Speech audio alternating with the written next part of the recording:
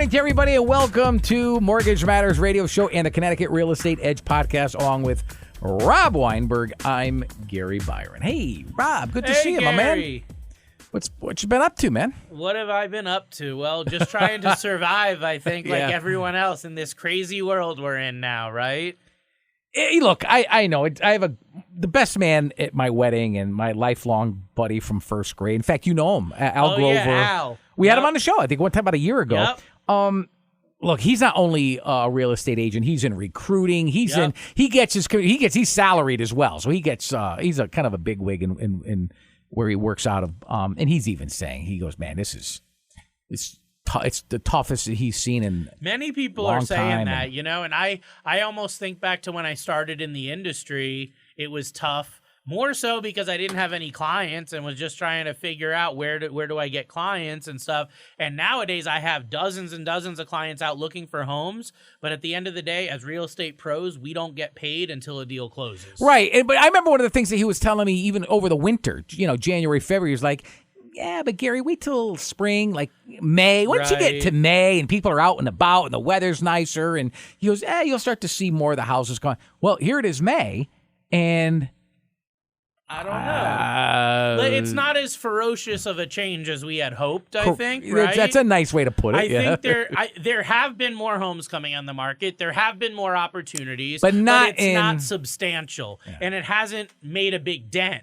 So what you've got is more of these buyers coming in saying, hey, it's summertime, it's spring, time to buy a home, time to get ready. But the housing actual inventory has only risen a slight amount. So you know what I've noticed as a person who is actively looking at homes is the homes that are on the market fall in one of two categories, and I'm the guy in between. I'm either finding the McMansions that are like, wow, first of all, I don't need all this room. I don't want to pay the property tax on this house neither. I don't need 5 bedrooms, right. Or I'm finding the 2-bedroom, little dinky house with no garage or maybe one garage where I'm like, nah, that's a little too, I need something a little nicer than that or a little bigger than that.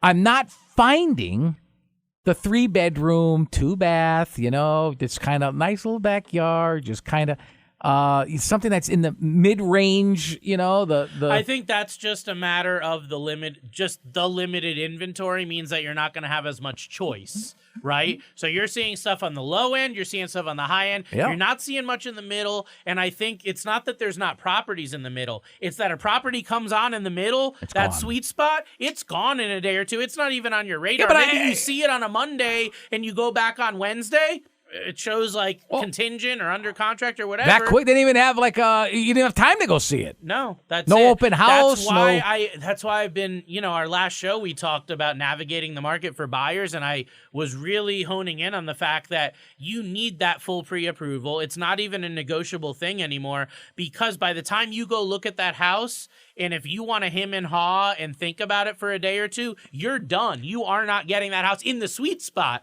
If you're looking to go outside of that to the really big houses or the ones that need a lot of work, then you've got a little more negotiation potential there. But everyone's looking for that move-in ready family house, the good schools, the good neighborhood. Everyone wants that. And there are people that are willing to pay a huge premium to get that. And what I've seen is because of the market changing and people actually wisening up to that logically, they're coming in right now. I had a client come to me that's like, I know that we cannot afford, based on what we're pre-approved for, the house that we want. So I've got my sister ready to give me up to $50,000 as a gift to bid over to make sure we get it. So I'm seeing more and more gift funds from family. I mean, I always saw that. It was always a part of the first-time buyer market, a big part of it. But now I'm seeing it even with move-up buyers, second-time buyers, or first-time buyers that maybe used to just offer list. They want that really good screaming deal. Now they're wisening up, or their realtor is, and going, we're going to have to pay 20 grand over. We're going to have to pay 30 grand over, 50 grand over. Not only will we have to do that, we are now comfortable doing that. We're ready to do that because they know in this market, that's what it takes to win. It is. And I think when we look long term, why is that so important to a lot of these buyers that used to be so stingy with their money? I mean, what first time buyer doesn't want an amazing deal, right?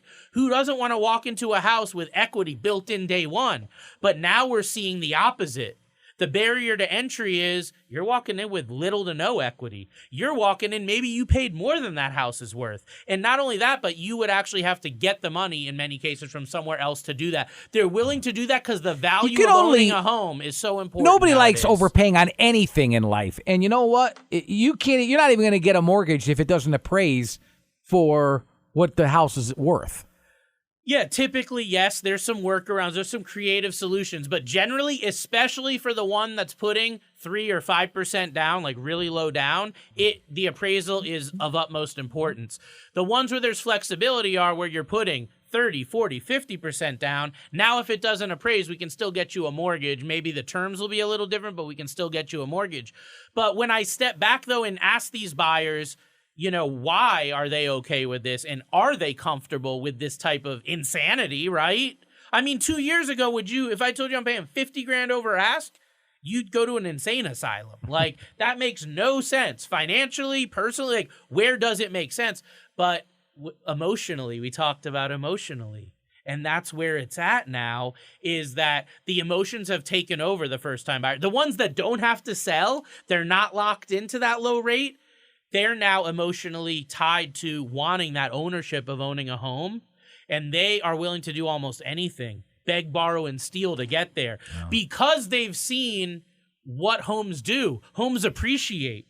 You can borrow against homes for future needs. You can create wealth through real estate. And they've seen that now with the current sellers on the market. They've seen that with their parents. They've seen that with their friends and colleagues and coworkers that have bought homes in the last 3, 5, 10 years, and now are sitting there with a big pile of money in equity.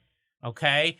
That is tugging at those emotions. And it's making them say, we will not spare any cost. We will not leave any site unturned or unseen in order to get into this house. And they're doing any and everything. And it's like something I've never seen before, Gary, but there's a motive behind it. And it's those emotions that we were talking about, not the logic. Because if you look at the logic, no one would buy a house way over ask, right? Why would you? If you have a place to put your head at night, why are you going to spend all that extra money? And it's because of those intangible benefits, those benefits that take years and decades to build. That's what real estate's all about. And that's what our show's about today, the power of what home equity can do for you.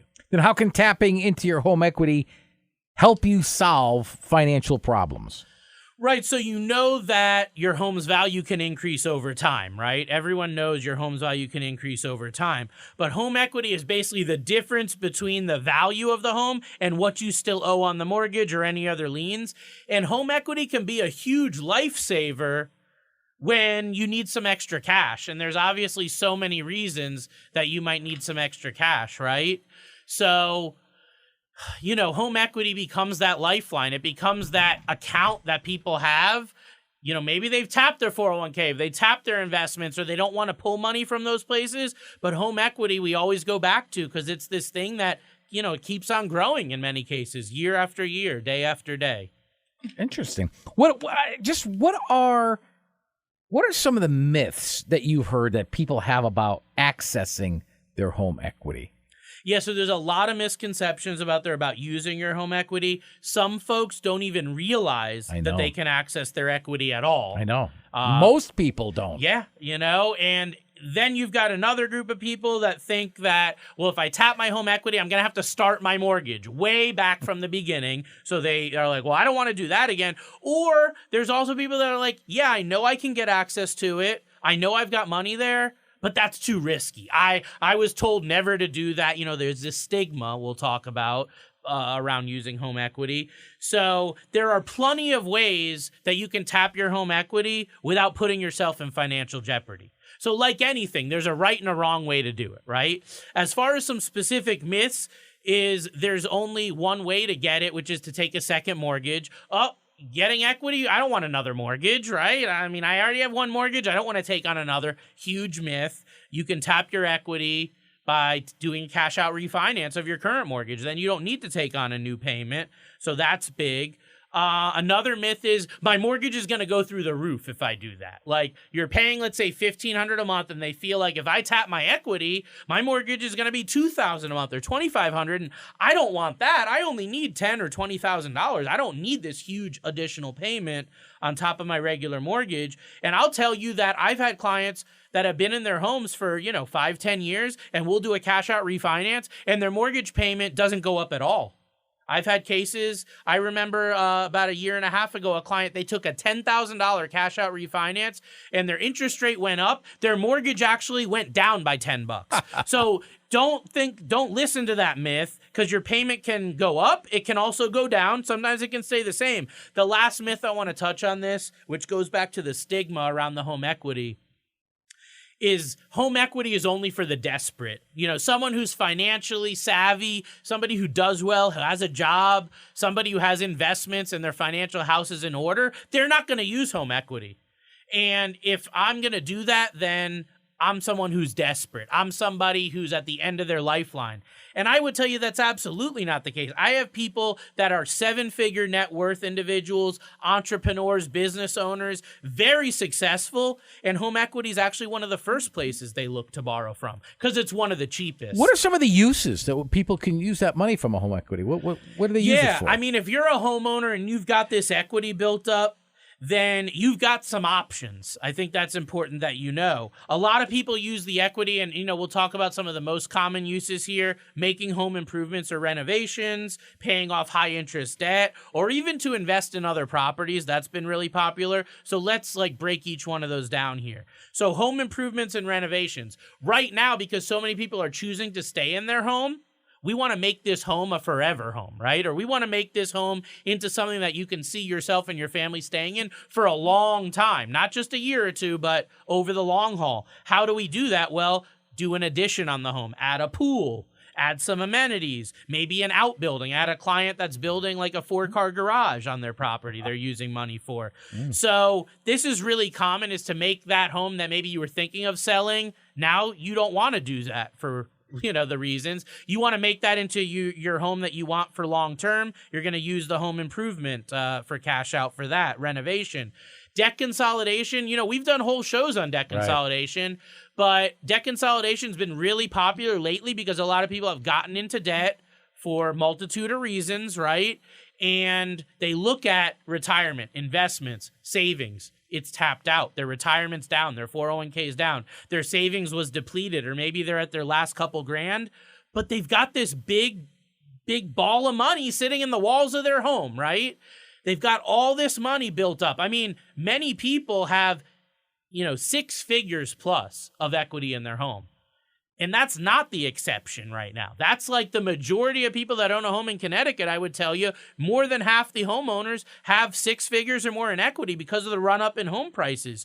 So, consolidating your debt or restructuring your debt. Maybe you have a really high payment that you had to take for whatever reason that was on a short-term loan. Let's restructure it. Let's pay it off. Let's replace it with something that's tax advantaged in many cases, that's very flexible. You can create a custom repayment plan, 10 years, 20 years, 30 years, has a relatively good interest rate compared to other things on the market, and it's secured by your home. That's why you're able to get this preferential financing. So that debt consolidation can be big. The last one I'll touch on is the financial planning and investment. Right now, while the market is down, there are these investment opportunities available, right? You can buy stocks today that you couldn't buy a couple years ago for even close to how low they are now. Where are you going to get the money to do that? There's business owners right now that are having to sell their businesses or make major changes and cuts to their business. Those are people that are looking for partners. Those are people that are looking for investors. Where do you get that money? You can't invest in many businesses for a couple thousand, but again, there's this huge amount, 6 figures plus in home equity that you can get access to. So financial planning with home equity is big. I've had people pay off taxes owed to the IRS. I've had people make investments in businesses. I've had people make investments in stocks. I'm not saying I agree with that necessarily, but if your financial advisor has a specific plan for you and this plays in with it, it could make sense. So the bottom line is just knowing your options, knowing what people are doing, and then molding this advice to your situation. You mentioned something a moment ago that really caught my attention. Why is it that people are so uncomfortable borrowing against their equity? Yeah, so I refer to it as that stigma against around borrowing the home equity. Maybe they've heard horror stories about foreclosures or bad experiences that people had during the last housing crisis. That was really, really common, that people would do these, equity cash out refis, and they take a risky loan and then they lost the home a couple years down the line. That was a big issue. And a lot of today's first-time buyers may have seen their parents or grandparents have that issue and almost lose their home, or many of them did lose their home in that last housing crisis. And a lot of people feel like, okay, I know the equity's there, but like that's for retirement. There's a lot of people, especially in the older generation, I feel that in their head, well, that's for retirement. Like, that's my nest egg. I don't really have a big 401k. I don't have an IRA, but I'm paying my house down and my house is going up in value. Well, that's my retirement fund because my house is worth $500,000 and I only owe $150 on it. And when that mortgage is paid off, I'm going to have this big nut, right? I'm going to have this big nest egg to use for retirement. But what I'm finding is the reason why people have this is because of being passed down from older generations. There was it's the Great Depression mentality where back in the 1920s and 30s and the Great Depression, the banking laws were different. They could take your home if you were even just a month or two behind on the mortgage. They could take your home back then. After the Great Depression, a lot of things changed. The Federal Housing Administration, there were some new laws put in so that the banks can't just take your home anymore. But that mentality that the bank could take your home and that you're at their mercy with the mortgage, that has bled down through multiple generations to where people are told, just get rid of that mortgage. You don't want a big one. You want to get rid of it as soon as you can because you're at risk while you have it. And that's the stigma. That's where it came from. Are there any situations where it's not a good idea to use your home equity? Yeah, and I mean, when home equity can be a really valuable tool for some of the reasons we talked about, like home improvements, renovations, and debt consolidation, where it can sometimes not be a good idea is using it for a fancy vacation, using it for something that doesn't have a financial return, okay? Car? So, no, a car loan, actually, I've had many people refinance or take home equity to buy a car. Because a car, there is a return. You're getting something for your money. Yeah, but it depreciates in value. Well, a vacation has no value. So depreciating in value is better than zero from the beginning, okay? The vacation, I actually, I agree with the want to do a vacation because I understand the value that the experience can give you and your family, right? That's priceless. But when you're spending a lot of money to get that priceless memory and you're borrowing to do it, that's where it's not a good idea. If you're borrowing home equity to invest in risky investments, risky individual stocks, things like that, I don't agree with it. I'm not telling you that a financial planner may not markets are tell volatile anyway, so there's no security in that. Yeah. No guarantees. I would just say that if it's risky and doesn't have a return, it's not a wise investment. If you're going to be able to make money or save money by doing what you're doing with the equity, that's where it can have a good payoff. You just have to weigh the pros and the cons, and you have to do a return on investment calculation to figure out if it's going to be worth it. No matter what we're talking about on this show, I guarantee there will be people right now this month that will go and take a home equity loan or refinance so they can take their kids, their family on a crazy trip around the world. And I will just tell you that years ago, I had a client come to me with $80,000 in credit card debt. When I asked her where the debt came from, she took her family of 16 people on a trip to India and paid for the whole thing. Oh. And that's how she had $80,000 in credit card debt. Now she ended up having to refinance her house to pay off all this high interest debt because she wasn't wise from the beginning. Folks, you are listening to Mortgage Matters radio show in the Connecticut Real Estate Edge podcast along with Rob Weinberg. I'm Gary Byron. Of course, you can find more information on Rob's website. It's www.robgw.com. And his phone number, area code 860-413-3938, in case you'd like to schedule a consultation. By the way, I will repeat those points of contact as well as provide an email address. All that stuff I'll repeat more towards the end of the show. What are some of the more I don't know, maybe like unconventional ways that people could use their home equity? Yeah, this gets fun because some homeowners, they'll get really creative with their equity. I would say probably one of the coolest unconventional methods. And I say unconventional because even though we talk about it, not a lot of people do it. Listeners of this show do, though, because they're calling and emailing me, and I know they're taking this advice. But using your equity from one home to buy multiple properties. It's called the stacking method, okay? You know, there's definitely risk there. Who's going to sit here and say there's no risk in buying property? But when you have a client that's got a good job, they've got a good savings account set up, and they just don't have enough to buy that investment home or that second home, that home equity can bridge the gap. And for many people, it does. So it all starts with buying one property and then using that method to accumulate multiple over the course of many years. I'm not insinuating someone should go take a home equity loan or refinance and then take all the money and buy 2 or 3 properties in the course of a month or two. That can be, overwhelming. But if you can do it smart, you have that right team around you, and you can do it in a time frame that doesn't put you at financial risk, doesn't make you feel rushed or making bad moves, then that's a huge unconventional way that people have been using. Not only are they borrowing from their home equity, but they're actually using that to build their wealth long term. So that's huge. A really cool one too is funding children's education. Right now the cost of college has gone through the roof. A lot of people are not prepared for it. I talk to clients every day that they have enough for 1 year of their kids' college, or if that, but they're not prepared for 3 or 4 years, or couple years in a trade school that's going to be a substantial investment. So a lot of people now I've been seeing turning to their home equity to help bridge that gap. So that's an unconventional way.